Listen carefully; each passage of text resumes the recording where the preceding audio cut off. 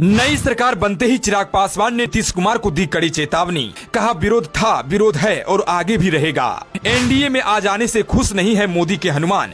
अभी भी दिल में लिए बैठे हैं नीतीश कुमार का कांटा। अंदर ही अंदर जल रहा है प्रतिशोध की ज्वाला। जी हाँ, बिहार की सियासी मौसम एकदम से बदल गया। एनडीए का साथ नीतीश को भाया तो उन्होंने महागठबंधन को झटका दे दिया और वह मुख्यमंत्री पद से इस्तीफा दे दिए। ऐसे में बिहार में सबसे ज्यादा जिस पर सियासी नजर लोगों को टिकी है वह है चिराग पासवान। दरअसल नीतीश कुमार का एनडीए में आ जाने से पीएम मोदी के हनुमान कहे जाने वाले चिराग पासवान भाजपा के लिए मुसीबत बन सकते हैं। वह नीतीश कुमार की एनडीए में वापसी से नाराज हैं, लेकिन जाहिर नहीं होने दे रहे हैं। लेकिन एनडीए के एक सहयोगी दल की हैसियत से उन्होंने साफ कहा है कि आने वाले दिनों में इस सरकार की रूपरेखा कैसी होगी, इस पर उनकी पैनी नजर रहेगी। उन्होंने कई बार कहा है कि नीतीश कुमार से उनकी कोई व्यक्तिगत दुश्मनी नहीं है, लेकिन वह नीतिगत तौर पर नीतीश कुमार का विरोध करते थे और आज भी करते हैं। चिराग पासवान ने कहा है कि देखना होगा कि नई सरकार किस न्यूनतम साझा प्रोग्राम के तहत चलाया जाता है। उन्होंने कहा कि अगर नीतीश की नीतियों के आधार पर ही बिहार में सरकार चलेगी तो उनका विरोध जारी रहेगा।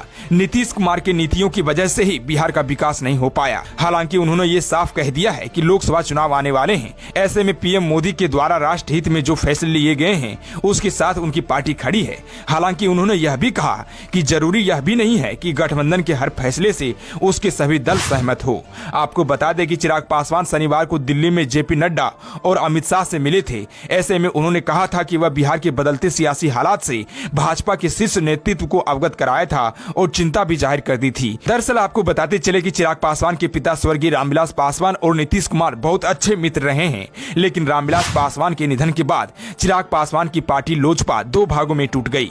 चिराग पासवान इसमें अकेले रह गए थे और चाचा पशुपति पारस बाकी सांसदों को लेकर अलग हो गए। ऐसे में चिराग पासवान ने साफ कह दिया कि भाजपा के कहने पर ही नीतीश कुमार ने पार्टी को तोड़ने का काम किया है और उनकी पार्टी में टूट के लिए वही जिम्मेदार हैं।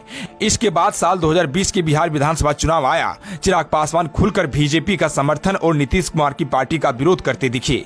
जहां जहां जिन सीटों पर जदयू ने उम्मीदवार उतारे वहां वहां चिराग पासवान ने भी उम्मीदवार खड़े कर दिए। हालात यह हुआ कि जदयू बिहार में तीसरे नंबर की पार्टी बन गई।